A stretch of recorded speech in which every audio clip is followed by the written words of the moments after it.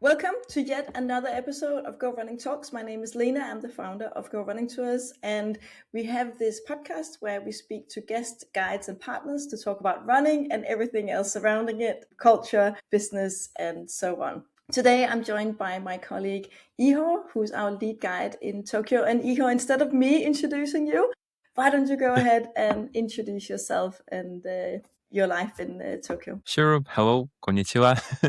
Yeah, I'm Ihor. I am lead guide in Tokyo. I've been with Go Running Tours it's been for 2 years. I started in 2024, but I've been running for much longer. I've been running for like 10 years already. Yeah, I've been living in Tokyo for 5 years so far, and originally I am from Ukraine. Tell us a little bit more about how did you get into running and what does your running look like now? Well, first, when I started running, I was forced to run because I was studying in a military boarding school and we were running every single day in the morning. So 6:30 a.m. we need to run this 5K, and actually I enjoyed it. Like I loved it, especially I loved when we were going like down the hill to the big park to the river. And after that, when I moved to another city for university, I also like, continued running. I was running in the park nearby. I was doing like 5K, 10K, 10K.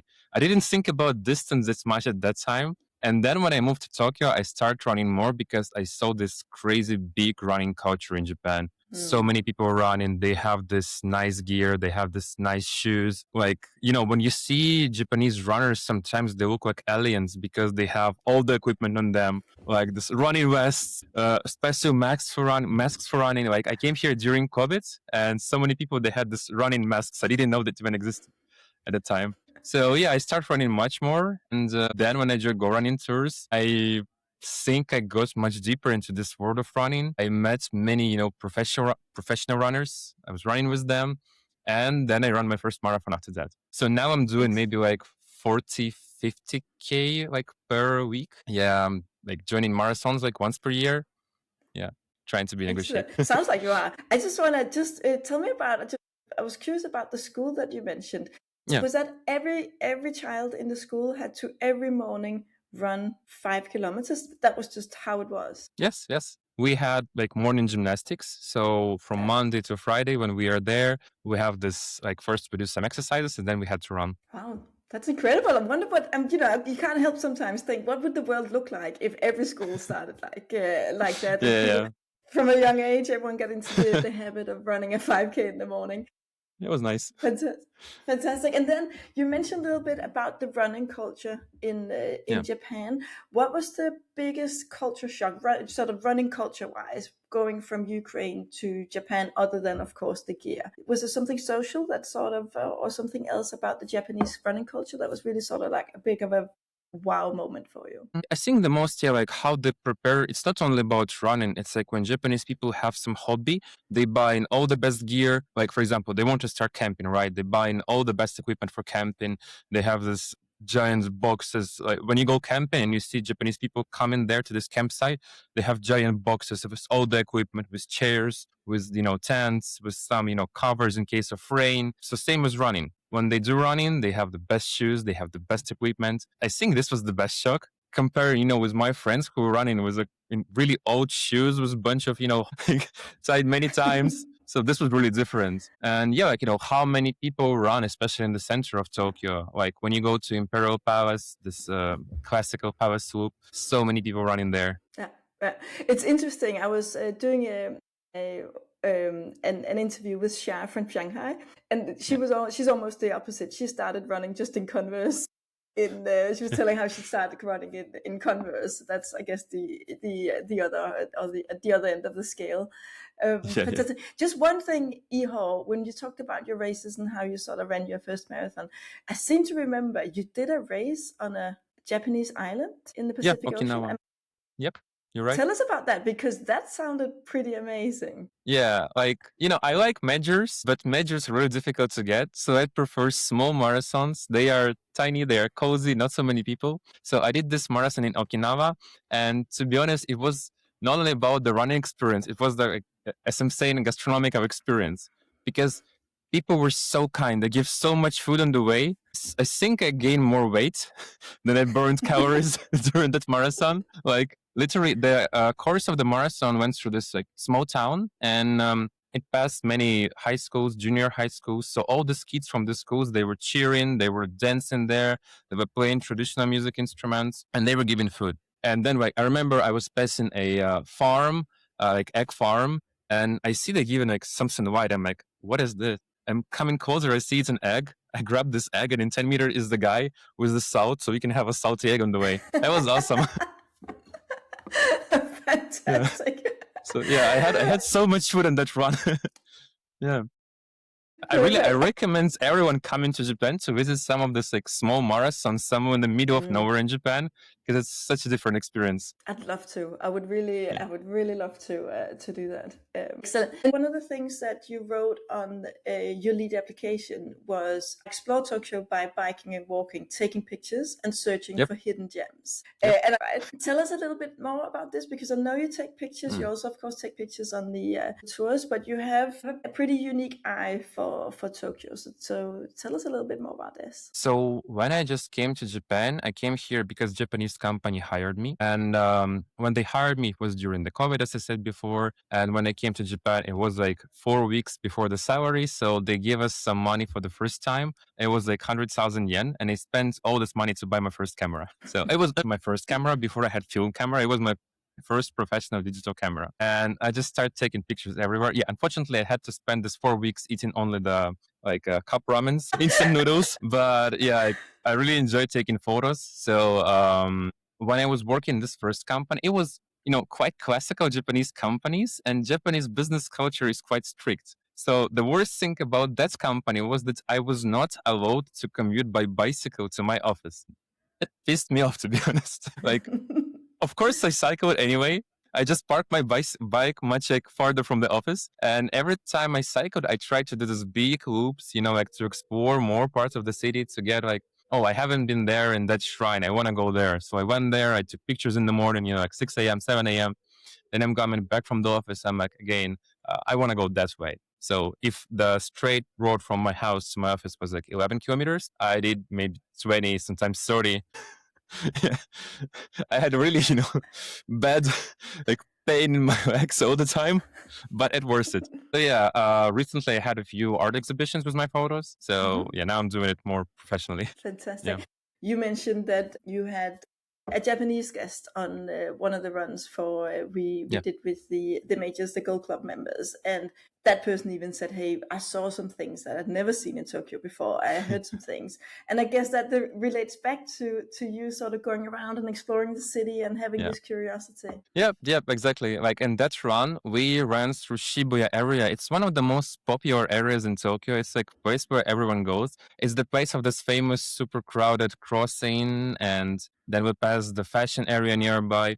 But like everyone knows Harajuku in Tokyo is one of the fashion capitals of the world. But when you go to the small side streets, there are so many things to explore. He didn't know that in the past it used to be a big rice paddy, and there is a famous art by famous Japanese artist who drew a water mills there. So like I started explaining about this. He's like, wow, I didn't know that. Or when we run in Yoyogi Park, and Yoyogi Park is also one of the classical locations in Tokyo for runners. So many people run there before Tokyo Marathon. It's impossible to run there. So many people. And like many people don't know that this place used to be a big military base. Not military base. It was housing for American military in Japan. And there is still one small house left from that time as memory for that.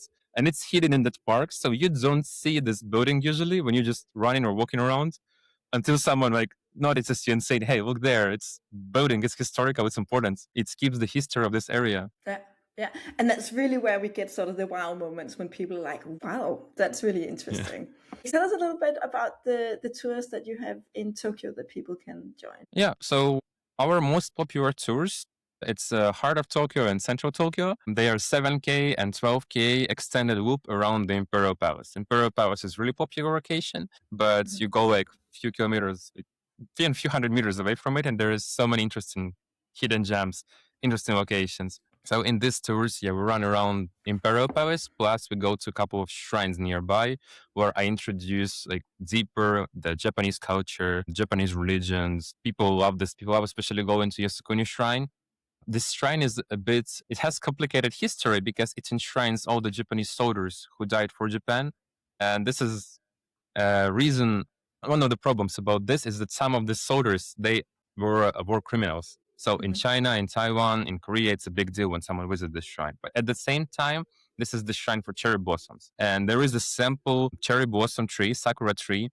And in the beginning of the season of cherry blossom season, meteorological agency people, they come in there, they count in petals on this tree, and then they say that the cherry blossom season has begun. So people love seeing this location. They love seeing this cherry blossom, especially now it's the season, speak of this blossom. Yeah, this is one of our tours, like two of our tours. And one I love the most, and I think people who open the page, like go running tours Tokyo, they're like, what is this? It's the Tokyo Toilet Tour, of course. Yeah. This tour, actually, many people, they find out about running tours because of this tour. And like last week, I had a run with the girl from New York. So she saw movie Perfect Days. And this movie is kind of advertisement for this toilets because the main character, he's the janitor who cleans these toilets. And she said, well, like, I love them so much. So I wanted to go to Tokyo and see them all. And she wanted to find running roads that pass all these toilets. And when she Googled it, she's like, oh, running tour around Tokyo toilets is perfect. So she booked this tour. Yeah, like, and we run around all the 17 toilets of the tour. They are really interesting. They look like architectural gems. They are real treasures of the city. Some of them they built by Pritzker Prize architects. Some of them built by world-renowned, designers. So it's interesting project. It's worth to see. Yeah. Did you base that tour on the movie? Was that, or did you just do the tour because they have amazing toilets in Tokyo? I saw this toilets movie. I think movie released in 2023. I saw these toilets when I just came to Japan because they were built around that time. They were built for Olympics 2020. It was one of the like social projects to improve the image of the city for Olympics. So I saw them when they were built, a couple of them, like, wow, it's so cool. Like, it's so interesting. One of them, when it's usually transparent and when you walk it, it becomes like opaque. So it's so interesting. So I started exploring them. I started reading more about them. And then the movie was released. All right. Excellent. But you mentioned the most popular ones are the 7K and the 12K. Yeah. I think we forgot to say that the toilet tour is actually the half marathon tour. So yeah, it's half marathon. 21 kilometers exploring toilets of Tokyo. But when I see it, it seems it's a very popular tour still. I actually thought it was the most popular, but it's close to being one of the popular. Yeah, actually, I think it's maybe less popular than 7 and 12 just because it's too long. So some people are not ready to run it. So I plan to make shorter version of it soon. Yeah. So it will not include all the toilets. It will include maybe like 7 or 8 of them, but still, half of the experience. Fantastic. Well, I think Japan has it right here because I think everyone can agree that most public toilets are really not that inviting, regardless of which city you are in the world. So I think this is a great investment that they've done, and even especially for runners, right? When you are running and nature calls. Fantastic. All right. So, James, is there one thing when people go to Tokyo? Is there one thing that you would recommend that they do that they probably don't know that they should be doing? A lot of people know they should go look at the cherry trees. But is there sort of one thing that you feel, I wish everyone did this, but they don't really know that they should be doing it? I think it's not one thing. I think it's just people should understand that Tokyo has something for everyone. Whatever interest you have, Tokyo will have something for you. If you love music, there are jazz cafes, jazz kisa, or, record stores. If you love running, there are so many nice running courses and running locations in Tokyo. If you love books, there is the book district in Tokyo where you can go and you can find, books in all the languages in the world. You should find your Tokyo. Like, of course, it's worth going to see these classical locations like famous shrines, famous temples, museums, but it also worth it just to try to search for your particular interest. Like, I have this hobby and I want to explore it in Japan, how it's done in Japan. It's really worth it. So this is the first thing. And second thing, I want people not to create too dense itineraries because often when they come to Japan, they have so many plans like, today we're going there and then there. And yeah, of course, there's so many things to do in Japan, but I encourage everyone to leave some time just like for this blind exploration, just to walk around, just to allow adventures to happen by themselves. That's a great advice, I think. And let the city sort of surprise you a little bit. Yeah, it will indeed surprise you. You mentioned one thing I thought always was interesting. You said, hey, people should go out and find their Tokyo. What's your Tokyo? My Tokyo, so I have a bunch of interests. I love taking photos. I love books. I love music, as I said before. I do this like field recording. So I think my Tokyo is vibrant. Sometimes it's even oversaturated. It has so many different sides. So Tokyo itself is not one city. So even our tour, like the 7-12K, I know that in some cities in Europe, 7 and 12K, you can see all the city center. You can see most of the city. In Tokyo, it's a small part of one special word. It's like there are 23 special words in Tokyo. And there are many other like towns in Tokyo, because Tokyo, it's like a state, it's like prefecture. So there are so many things you can do in Tokyo. And each word is different. Shibuya is different. Shinjuku is different. Around the Tokyo station, Chiyoda ward is also different. Wherever you go, you will find another Tokyo. So my Tokyo has so many different sides. I cannot describe it with one word except the word vibrant. Fantastic. Perfect. All right. If you had one advice that you would give to runners, what would it be? Just keep running. Yeah.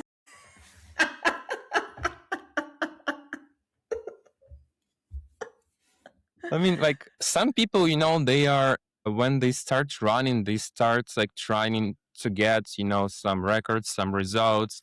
And with this, they forget that running is just about like, it's the way to commute. It's the way to explore the area. It's not only sport, it's also the way to explore the area around you. So that's why I'm fascinated with running. That's why I love running. Like, I don't like running on the track, for example. I hate it. I love running, like somewhere in nature. I love exploring new areas. When we run with guests, when we have just run tours, I never run the same road twice. I'm always trying to make the loops to explore as much as possible. So I think it's the cool thing about running. You can explore so much area in just 1 hour if you're fast enough. And I think maybe we should explain that when Ihor mentions the Just Run tours, the Just Run tours are where we still have great routes, but where we have minimal stopping. So a lot of people use this for their training, where they come to, for example, Tokyo, they want to do a 10 or 21K training run. Then we have the Just Run tours where we do minimal stopping, whereas the other ones are, of course, the full sightseeing tours. I'm a little bit curious, Ihor, do you have one running tour memory that sort of stands out for you? Sort of that was like a golden moment, or this was an awful moment, or a challenging moment? I had many moments like this. So one of my favorite tours, it was the guy, I think his name was Ihor. So we had really nice conversation during the run, and it was the moment when I learned a lot. And it was like nerds meeting nerd, He loved Tokyo, I love Tokyo. He knew a lot about Japan, and like I love to, share some like super geek, nerdy things about Japan with him. And he was so happy to hear them. And then he shared something with me. It was so nice. So this was the cool, yeah. And also I love like when I don't remember who was it. I think it was Emma. So we ran to Odaiba. It's the artificial island in Tokyo, and there was such a nice sunrise. So like it's area that I don't like in Tokyo, but it's perfect for this just run tours because it's empty. There is nothing there. It's mostly industrial zone and like some greenways around this island. And we saw one of the best sunrise I've seen in Japan. Yeah. That's the thing, even if you're in a little bit of a dull area, a sunrise can save everything, right? Yeah. No, I enjoyed the run too. It was amazing. Excellent. Good. All right. Yeah, I don't have any other questions. This has been a delight. It's always nice to catch up with you. I think we always have great conversations. So thank you, Ihor, for joining this podcast. Thank you also for doing a great job with our guests. And as always, a big thank you for being part of the company and being my colleague. So thank you. Yeah. Thank you so much, Lena.